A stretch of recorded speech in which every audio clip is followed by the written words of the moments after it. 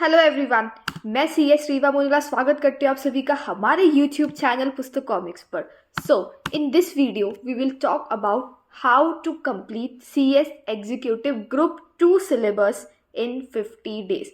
मतलब जो बच्चे सिर्फ ग्रुप 2 दे रहे हैं वो लोग कैसे 50 डेज के अंदर सिलेबस कंप्लीट करें। अभी वीडियो ग्रुप 2 का बन रहा है, मैं ग्रुप 1 का भी सून अपलोड कर दूंगी। तो सबसे पहले याद रखना, स्मार्ट वर्किंग करनी है। देखो गाइस, चाहे आप सिर्फ ग्रुप 2 दे रहे हो, मेहनत तब भी उतनी ही करना कि जैसे दोनों ग्रुप्स दे रहे हो। रीजन बिहाइंड, अब मेहनत ज़्यादा भी होगी ना, आपको सेट ऑफ का बेनिफिट मिलेगा। अब आपके लिए हर पेपर में 40% ज़रूरी नहीं है, आपको हर पेपर में 50 मार्क्स तो चाहिए ही चाहिए।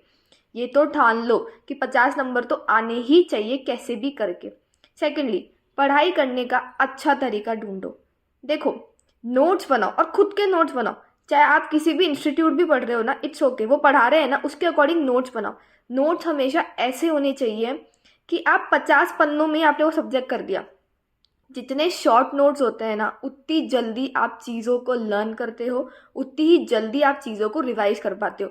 ये मिथ हटा दो कि मेरे नोट्स मोटे हैं तो मतलब मेरे नोट्स बहुत अच्छे हैं।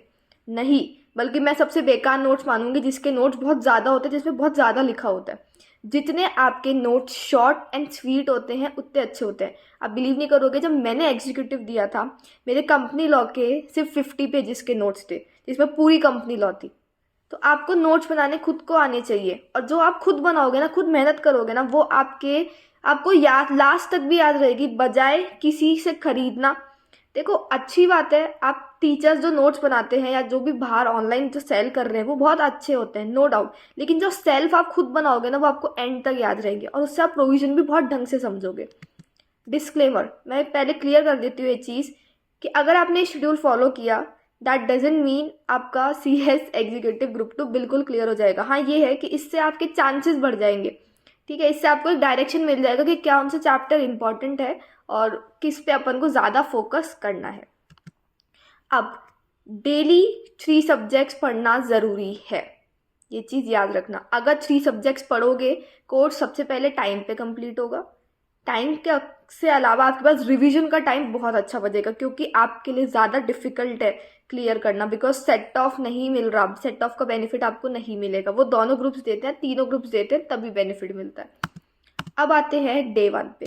तो डे 1 पे we'll start with paper number 7 EBCL, जिसमें आपका चैप्टर है कंज्यूमर प्रोटेक्शन। ये आपको 1 डे में कंप्लीट करना है, छोटा चैप्टर है। CMA की बात करें तो बजट चैप्टर, इसको आपको 2 डेज लेके चलना है। तो और सिक्योरिटीज लॉ सेबी में आए तो सेबी में जो आपका चैप्टर नंबर 2 है वो आपको 2 डेज लेके चलना है। ये इंपॉर्टेंट चैप्टर है, ठीक है। सबसे पहले अपन EBCL में भी देख लो, सबसे पहले पार्ट C से स्टार्ट करा। पार्ट C ईजी भी है और प्लस इंपॉर्टेंट भी है, ठीक है। अब आए अगर डे 2 पे, तो EBCL में essential commodities act, single day chapter, बहुत छोटे छोटे चैप्टर है, बहुत ईजी चैप्टर्स है। CMA में बजट का बात हुआ ही था, 2 दिन चलना है सेबी पे, ठीक है। अब आते हैं डे 3 पे, तो EBCL में बेनामी ट्रांजेक्शन, ये भी क्या है, बहुत ईजी चैप्टर प्लस बहुत छोटा चैप्टर है, ठीक है। अब आते हैं FM पे, तो FM पे स्टार्ट करो डिविडेंड पॉलिसी, इसको भी 2 डेज दो, ये आपका प्रैक्टिकल चैप्टर है। नेक्स्ट अगर बात करें अपन सेबी की, तो सेबी में CIS, ये 1 दिन का चैप्टर, छोटा है, इंपॉर्टेंट है, ईजी है, ठीक है। अब आते हैं डे 4 पे, तो डे 4 पे EBCL पे आपका लीगल मेट्रोलॉजी एक्ट, देन आपको डिविडेंड को 2 दिन देने। ये CMA में आ जाओ, वैल्यूएशन प्रिंसिपल्स एंड फ्रेमवर्क। ये चैप्टर है ना, ये आपके देखो वैल्यूएशन के 2-3 चैप्टर्स है, दोनों इंटर रिलेटेड है, राइट। तो इससे आपका प्रैक्टिकल पोर्शन बनता है, वो बहुत इंपॉर्टेंट है, not only CS exam clear करने के लिए भी, आगे भी आपके लाइफ में जब आप CS बन जाओगे, ये चैप्टर बहुत इंपॉर्टेंट रोल करेगा वैल्यूएशन का।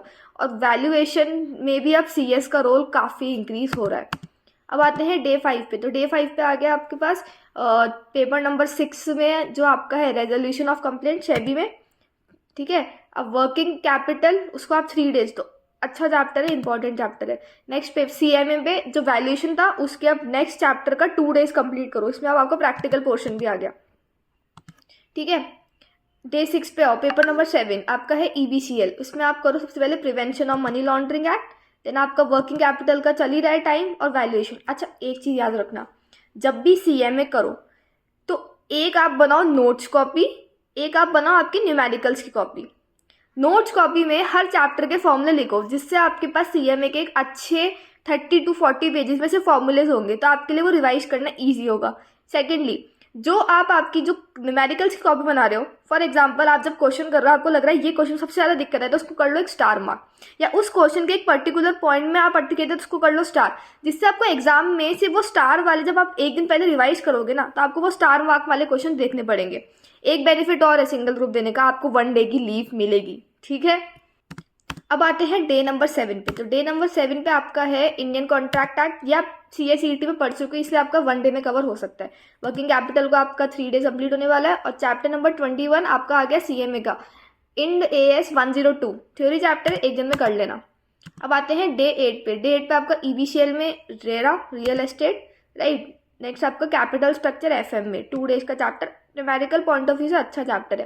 नेक्स्ट आपका आ गया सेबी में ICDR। देखो ICDR बहुत ढंग से पढ़ना, इसलिए 6 डेज का टाइम दिया। रीजन बिहाइंड, ICDR से बहुत सारे चैप्टर्स इंटर रिलेटेड है, ठीक है। डे 9 पे आ गया EBCL पे specific relief act, capital structure चल ही रहा है, आपका ICDR चल ही रहा है। डे 10 पर आते हैं स्पेसिफिक रिलीफ एक्ट, और फिर आपका कैपिटल बजटिंग को आपको 4 डेज देना है, ठीक है। कैपिटल बजटिंग FM का बहुत इंपॉर्टेंट चैप्टर में से एक है। नेक्स्ट आपका आ गया ICDR, वो चल ही रहा है 6 डेज का। डे 11 पर आए तो sales of goods act start कर दो, इसको 2 डेज दो क्योंकि बड़ा चैप्टर है, ठीक है। कैपिटल बजटिंग को 4 डेज दे ही नहीं, अभी भी आपका ICDR चल रहा है। डे 12 पर आते हैं तो EBCL में सेल्स ऑफ गुड्स एक्ट है डे नंबर 2, कैपिटल बजटिंग चल ही रहा है, ICDR चल ही रहा है। डे 13 कवर करते हैं तो EBCL में पार्टनरशिप एक्ट, जो आप कंपनी में पार्टनरशिप पढ़ चुके हो आपकी क्लास 12 में, अगर आप कॉमर्स स्टूडेंट हो, जो आपने पढ़ा है उसी का थ्योरी चीज़ है इसके अंदर, ठीक है। और FM पे कैपिटल बजटिंग और वो ICDR। डे 14 पर आते हैं EBCL में नेगोशिएबल इंस्ट्रूमेंट, ये भी अच्छा चैप्टर है, इंपॉर्टेंट चैप्टर है, इसलिए 2 डेज दिया है, इसको बहुत ढंग से पढ़ना और ये आपकी प्रैक्टिकल लाइफ में बहुत वर्क करेगा, ठीक है। नेक्स्ट आ गया sources of raising long term finance, cost of capital और CMA रेशो आप लोग 12th में पढ़ के आ चुके हो if you are from commerce background. देखो गाइस, आप कोई सा भी चैप्टर पढ़ो, उसकी प्रैक्टिकल एप्लीकेशन लेना। मैं बताऊं, जब मैं नेगोशिएबल एक्ट पढ़ रही थी ना, तो मुझे नहीं पता था बियरर चेक, तो सोचो मैं CS एग्जीक्यूटिव में हूँ, मुझे ये नहीं पता कि जब डबल लाइन कटते क्रॉस चेक क्या होता है। लिटरली बताऊं, लाइक मैंने मेरे दोस्तों से पूछा था, फिर मैं खुद बैंक गई थी, वहाँ पे करके आई हूँ लाइव, वो देखा वो कैसे होता है, ठीक है। तो उससे मुझे बहुत चीज़ें क्लियर हुई, मतलब मेरे को ATM से पैसे निकालने भी नहीं आते थे, ठीक है। तो उन्होंने, मैंने खुद ने जाके लाइव करा, तब मेरे को समझ में आया चीज़ें क्या होती है। तो जितना अपन एक चीज़ को प्रैक्टिकल एस्पेक्ट से देखते हैं ना, उतना जल्दी समझ में आता है। और वही चीज़ जब आप लॉ पढ़ो, तो लॉ में सबसे इंपॉर्टेंट क्वेश्चन पूछो कि ये लॉ क्यों बना, ऐसी क्या ज़रूरत आ गई इंडिया में कि इस लॉ की बनने की नीड है। अगर आपने इसका जवाब ढूंढ लिया ना, आपका ऑलमोस्ट वो चैप्टर तो वहीं पे कंप्लीट हो गया। तो इम्पॉर्टेंट है ये देखना कि वो लॉ की क्या ज़रूरत आई। अब कॉन्ट्रैक्ट एक्ट, उसकी क्या नीड हुई, क्योंकि कॉन्ट्रैक्ट में घपलेबाजी होने लग गई थी, इसलिए अब क्या क्या घपलेबाजी थी ये, ठीक है, तो वो सब अपने पढ़ चुके, राइट। डे 15 पर आए तो EBCL में नेगोशिएबल को 2 डेज देना है, सोर्सेज ऑफ फाइनेंस का चल ही रहा है, CMA रेशो, ठीक है। डे 16 पे आपका EBCL में टोपा, इसको टोपा बोलते हैं, transfer of property act, important है इसलिए 2 डेज दिया है। नेक्स्ट अपना बायबैक आ गया 2 दिन। अब देख लो ICDR पढ़ा तो बायबैक इंटर रिलेटेड है। अकाउंटिंग फॉर डिबेंचर्स, जितना आपने डिबेंचर्स पढ़ रखा है ना, वही है, थोड़ी बहुत एक्स्ट्रा चीज़ है, तो 2 डेज आपके लिए बहुत रहेगा, प्रैक्टिकल चैप्टर है। डे 17 पर आते हैं EBCL में टोपा चल रहा है अपना, सेबी में बायबैक और वो डिवेंचर्स, ठीक है। डे 18 पर आते हैं तो EBCL के जितने आपने अब तक 12 चैप्टर कर चुके हैं, तो विश्वास नहीं होता ना, लेकिन हाँ करे हैं, वो सारे रिवाइज करोगे, और FM के 5 चैप्टर्स करें वो रिवाइज करोगे। डे 19 पर आए तो आपने CMA अब तक 6 चैप्टर्स कर चुके, वो रिवाइज करोगे, सेबी के 5 कर चुके, वो रिवाइज करोगे। तो आपका यहाँ पे पार्ट 1 रिविजन था आपका नोट्स बनाने का और चीज़ें समझने का, वो आपने कर लिया। यहाँ पे आपने थोड़ा बहुत चीज़ें अब रिवाइज करनी स्टार्ट कर, जब आप रिविजन करोगे ना, आपको थोड़ी थोड़ी चीज़ें याद आएगी। देखो, अगर ऐसा लगे ना हर चीज़ भूल रहे हो, कोई बात नहीं, लेकिन जब आप उसको थोड़ा सा भी पढ़ोगे ना, आपको याद आ जाएगी। अगर याद आ रहा है ना, मतलब आप लोगों ने नोट्स भी सही बनाए हैं और आप एकदम सही ट्रैक पर हो, सब कुछ याद आएगा नहीं हो सकता है, पॉसिबल नहीं है। नेक्स्ट आते हैं डे 20 पे, तो EBCL में कॉम्पिटिशन एक्ट, देखो ये अकेला चैप्टर 25 नंबर का है और बहुत छोटा चैप्टर है, इतना बड़ा नहीं है, इतना कॉम्प्लिकेटेड मीन्स को ढंग से पढ़ना। नेक्स्ट LODR 3 डेज देना है, ठीक है। LODR as a company secretary बहुत इंपॉर्टेंट चैप्टर है, इससे जितने भी है, जब आप लिस्टेड कंपनी का काम करोगे, क्या क्या काम होता है वो आपको इसमें देखने को मिलेगा। तो ठीक है, तो LODR को प्रैक्टिकल बेसिस पे समझना कि आगे हमको काम भी करना है इसके ऊपर। नेक्स्ट आ गया अकाउंटिंग फॉर शेयर कैपिटल, इसको 6 डेज देने। नेक्स्ट ईबीसीएल में कंपटीशन एक्ट, फिर एलओडीआर चल रहा है accounting for share capital. Day 22 पर आए तो कंपटीशन एक्ट, वही सेम चीज एलओडीआर और शेयर कैपिटल। डे 23 पर आए तो सेबी में आ जाओ डीलिस्टिंग पे। डीलिस्टिंग पे आपको 2 दिन देने। नेक्स्ट अब अपन एफएम में स्टार्ट कर रहे हैं, एसएम वाला पार्ट जो कि है 40 मार्क्स का। ये इसमें टोटल 5 से 6 चैप्टर है और ये सारे थ्योरी है। और ये थ्योरी चैप्टर आपको मतलब अच्छा स्कोर कर सकते हो, इसमें 30 स्कोर कर सकते हो, ठीक है। Next accounting for share capital. अब आते हैं डे 24 पे। तो डे 24 पे आपका आ गया डीलिस्टिंग। डीलिस्टिंग के बाद आपका आ गया स्ट्रैटेजिक मैनेजमेंट। अब यहाँ से आपका स्ट्रैटेजिक मैनेजमेंट स्टार्ट कर दो। ये आपका एसएम का पार्ट है। एफएम में जो एसएम है वो 40 मार्क्स की है। अगर 40 मार्क्स का है उसमें आप 30 मार्क्स आराम से ला सकते हो, एमसीक्यू पेपर है क्योंकि, ठीक है। और थ्योरी है, पूरी एसएम थ्योरी है। अकाउंटिंग फॉर शेयर कैपिटल, इसको आपको 6 डेज चल ही रहता है आपका। सेबी पे employee benefit expense, employee based benefits. देखो ये चैप्टर भी बहुत छोटा है, इंपॉर्टेंट है, ठीक है, इसको ढंग से करना। शेयर कैपिटल चल ही रहा है। डे 26 पर आते हैं। अब टेक ओवर। देखो टेक ओवर को दो टोटल 3 डेज, ठीक है।